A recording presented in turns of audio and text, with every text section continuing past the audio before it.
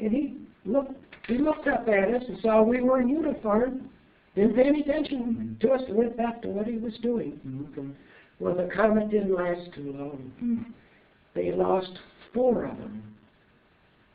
They literally blew up at high altitude, and they just grounded and just discontinued the program. Later on, they found out it was metal fatigue. You know, all high altitude planes are pressurized, and they literally blew up. So for a while, there was no jet travel until about 1956, when the Boeing 707 came out. So that was another interesting experience, being there and being able to see that and so forth. Okay. And during that time, you were communicating back and forth to home by way of letters? Oh, yes. Those kind of things. Of course, the letters took about more than 2 weeks. I don't know if they flew them by air mail or not. I'm not sure. Okay. And everybody asked me later on, and I said I went to Korea. And they said, how did you go? Did you fly?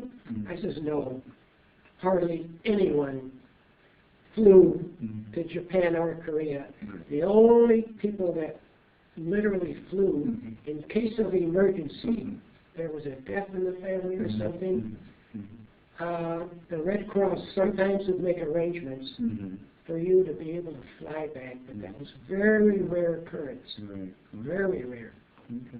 Okay. And now let's say you're getting close to shipping back home.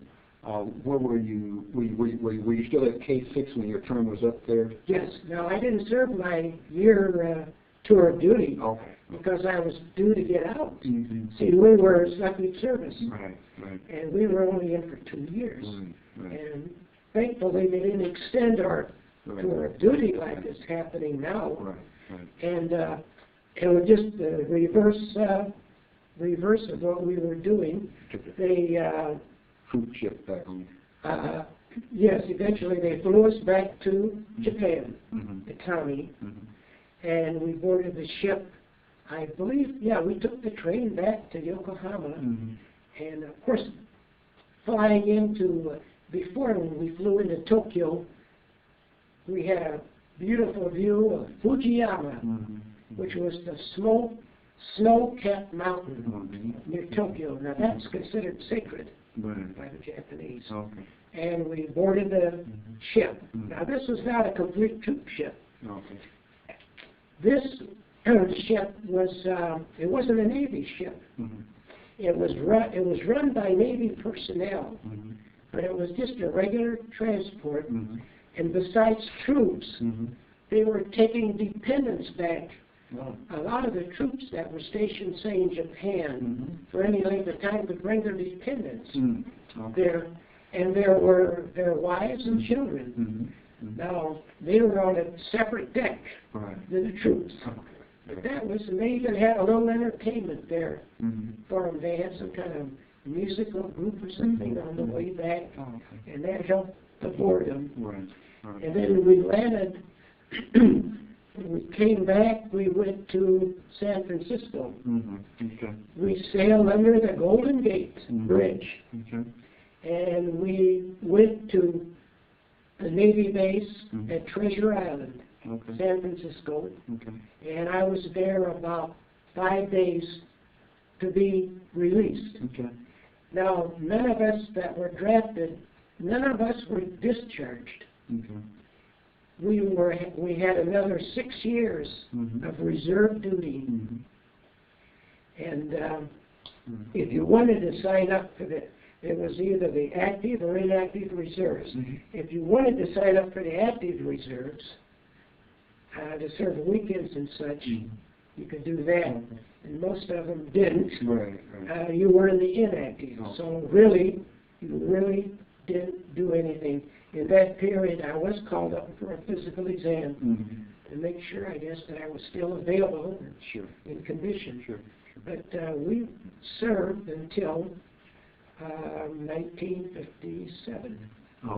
Which was an additional 51, no, an 8 was 59. Right. Yes.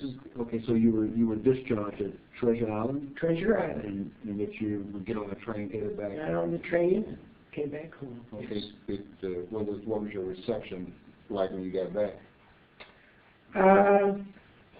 It was, people didn't pay too much attention to you. Okay. Korea is known as the Forgotten War. Oh, okay. It wasn't as large as the big war, Mm-hmm. World War II. Mm-hmm. And it didn't have, it wasn't all over the world. Right. People were weary of war. Mm-hmm. And it started 5 years after the World War II. Mm-hmm. And really didn't pay a lot of attention to, although there was a draft, didn't really pay that much attention to it. And although they did respect the troops in that regard. The troops did have their support, respected them and so forth. But it was it wasn't an official war. It was the first time where the UN was involved in hostilities. So we were really under, in a way, we were under the auspices of the United Nations. We got a service ribbon, a United Nations service ribbon, Korea service ribbon, and so forth. Yes. I'm assuming your family was glad to see you and Oh, sure. all that good stuff. Been away over a year. Yeah, over a year. Okay. Did you have any readjustments to with the civilian life? I mean, you've been in the military. Not really. I was fortunate. I wasn't in combat. I didn't see any fighting as such. Just saw some of the world, did some traveling, and really didn't really have too much of a problem. But in a way, coming back on the train or whatever, you were released from active service. But you didn't consider yourself a civilian yet. You sort of were part of a group. It was us and them. And it's hard to explain. But I understand even now, during the war in Iraq, there are veterans who have lost limbs, who want to go back, who want to re-enlist, to be sent back, to be back with their buddies, with their group. They're just part of a small, very, very small, elite community. And it's sort of a us against them situation. But eventually that goes away. And when I entered the Marines, really didn't know too much about it. The only thing I knew about it was what you saw in the movies, which wasn't really, it didn't get the full picture.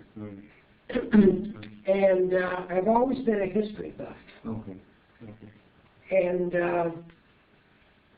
especially military history. And it seems like recently, in the last couple of years, I have become more interested in military history and the services, especially the Marines. And I probably know more about the Marines now than even when I served in it.